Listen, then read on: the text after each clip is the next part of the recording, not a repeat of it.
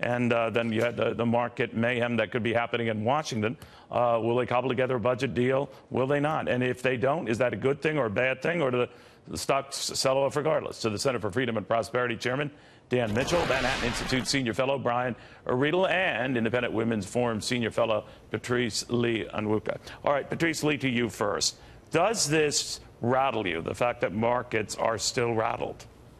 It doesn't rattle me. I mean, I think we've been expecting there would be some pullback, some market correction to what has been a really extraordinary growth in the stock market. But again, the fundamentals of our economy are strong, and investors are just responding to that. Now, if this continues for another month, then I think there could be some cause for concern, and especially if we do see those interest rate hikes. Dan?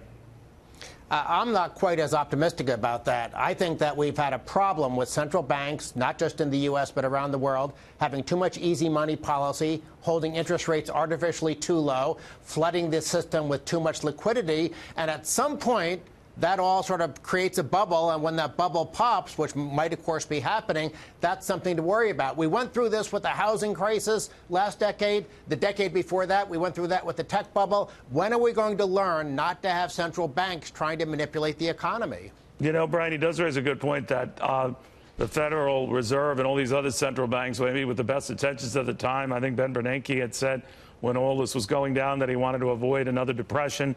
But again, people get used to that cheap money. It was very, very cheap. It was at 0% for a while. So if you couldn't make money eventually or turn things around in that environment, well, then you were doing something wrong. Now they're saying, we mean it this time. We are taking the punch bowl away, and we are stopping this and reversing this. How do you think that's going to go?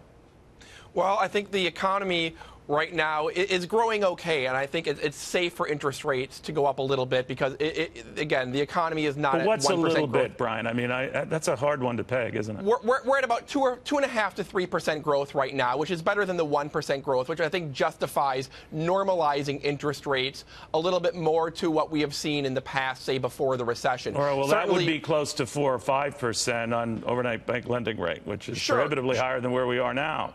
Sure, I think they can gradually rise as long as we don't see the economy react too negatively to it. I think the rates have been low for too long. Patrice, it's one thing to say that the president always talked up the market. Now he's not going to talk down the market or talk about the down market.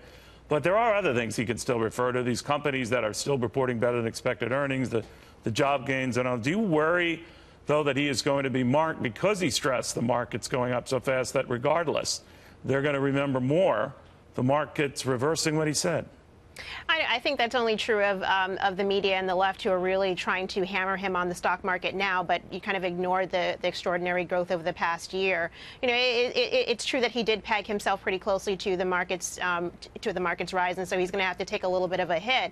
But when you look at all the other benefits that Americans are experiencing from their tax cuts that they're receiving this week and over the past week going forward, but also some of the good benefits, I think that will overweigh it. And when we look at his jobs approval rating or his approval rating, we're seeing that rise to a level that President Obama wasn't even at this time in his presidency. Yeah, I think at the first 2010 period for President Obama, he was at about 48% approval rating, and this president's inching up to that. We'll see what happens. Dan, is it your sense that the good economic news, the tax cut that seems to be a pay-it-forward thing with a lot of companies sharing the loot, the unexpected sight of seeing this in people's checks as they look at their higher net pay, that will win out over the crazy markets? If 6 months from now we haven't experienced some sort of 2008 meltdown, I don't think people will even remember that we've had a couple of days of down markets. But I'm worried that we might see more of that kind of bad news because central banks have put us in a position where there probably is somewhat of a bubble in the economy. Now, having a good tax reform bill, yes, that helps stabilize things. It's helping to show up. It's showing up in people's paychecks. It's showing up in investment decisions by companies. But let's consider the other side of the issue here, spending. This new budget deal, I think, in the long run, makes it much less likely that we'll be able to sustain lower tax rates, and maybe that's some of the nervousness we're seeing on Wall Street. Well, it's certainly among the noisy items they've raised. Brian, does it make a lot of negative noise to you? If I'm an investor, I'm concerned right now. The budget deficit is probably going to move to about $1 trillion next year, Yeah. and it's going to soar to about $2 trillion a decade from now. That's going to spook investors. I think it's right to price in some difficult decisions going forward. We may not be able to sustain the tax cuts if lawmakers don't get spending under control. Additionally, if interest rates do go up, every point they go up is going to raise the deficit about $150 billion in interest costs. So if I'm an investor, I'm a little nervous about what's going on in Washington.